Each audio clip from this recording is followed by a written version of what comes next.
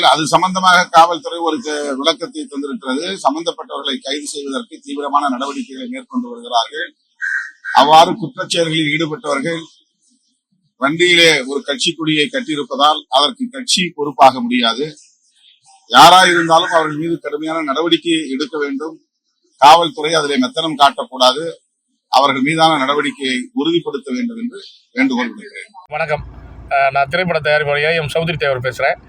அதாவது இப்போ திருமாவளவன் சம்மந்தமில்லாமல் இந்த கொடி பிரச்சனையில் ஈசிஆரில் நடந்த கார் கொடி பிரச்சனையில் ஒரு கருத்து வால்யூன்ட்டாக தெரிவிச்சிருக்காரு. ஆனால் அவர் அவர் கட்சிக்காரங்களை விசிகே கொடி கட்டினவர்களை காப்பாற்ற தான் அந்த வசனம் பேசியிருக்காரு. ஏன்னா இன்றைக்கி தமிழ்நாட்டில் பார்த்தீங்கன்னா முக்கால்வாசி தப்பு பண்ணுறவங்க பூராமே இந்த விசிகா கொடியை கட்டிட்டு தான் தப்பு பண்ணுறாங்க.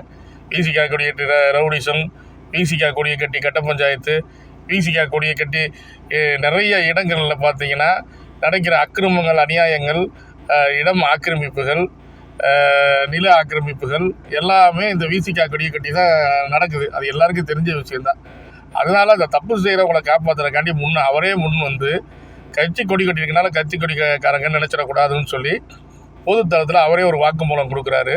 இது அவங்க கட்சிக்காரங்களோட சேஃப்டிக்காண்டி அவர் கொடுக்குறாருன்றது தான் அப்பட்டமாக தெரியுதுன்னா இதுக்கு இவர் பதில் சொல்ல வேண்டிய அவசியமே இல்லை. ஒரு தலைவர் ஒரு ஈசிஆரில் கொடி கட்டி போன விஷயத்துக்கு வாலின்றாக கொடி கட்டினா அதுவும் கட்சிக்காரங்க நினச்சிக்கிறாதீங்கன்னு சொல்கிறது தமிழ்நாடு பூரா விசிகா கொடியை கட்டி அட்டுழியம் பண்ணுறவங்கள காப்பாற்றுறதுக்கு தான்ன்றது அப்பட்டமாக தெரியுது. வணக்கம், நான் திரைப்பட தயாரிப்பாளர் எம் சௌத்ரி தேவர் பேசுகிறேன். அதாவது இப்போ திருமாவளவன் சம்மந்தமில்லாமல் இந்த கொடி பிரச்சனையில் ஈசிஆரில் நடந்த கார் கொடி பிரச்சனையில் ஒரு கருத்து வால்யூன்ட்டாக தெரிவிச்சிருக்காரு. ஆனால் அவர் அவர் கட்சிக்காரங்களை விசிகே கொடி கட்டினவர்களை காப்பாற்ற தான் அந்த வசனம் பேசியிருக்காரு. ஏன்னா இன்றைக்கி தமிழ்நாட்டில் பார்த்தீங்கன்னா முக்கால்வாசி தப்பு பண்ணுறவங்க பூராமே இந்த விசிகா கொடியை கட்டிட்டு தான் தப்பு பண்ணுறாங்க. விசிகா கொடியை கட்டி ரவுடிசம், விசிகா கொடியை கட்டி கட்ட பஞ்சாயத்து, விசிகா கொடியை கட்டி நிறைய இடங்களில் பார்த்தீங்கன்னா நடக்கிற அக்கிரமங்கள், அநியாயங்கள், இடம் ஆக்கிரமிப்புகள், நில ஆக்கிரமிப்புகள் எல்லாமே இந்த விசிகா கொடியை கட்டி தான் நடக்குது. அது எல்லாருக்கும் தெரிஞ்ச விஷயம்தான். அதனால் அந்த தப்பு செய்கிறவங்களை காப்பாற்றுறக்காண்டி அவரே முன் வந்து கட்சி கொடி கட்டியிருக்கனால கட்சி கொடிக்காரங்க நினச்சிடக்கூடாதுன்னு சொல்லி பொதுத்தளத்தில் அவரே ஒரு வாக்குமூலம் கொடுக்குறாரு. இது அவங்க கட்சிக்காரங்களோட சேஃப்டிக்காண்டி அவர் கொடுக்குறாருன்றது தான் அப்பட்டமாக தெரியுதுன்னா இதுக்கு இவர் பதில் சொல்ல வேண்டிய அவசியமே இல்லை.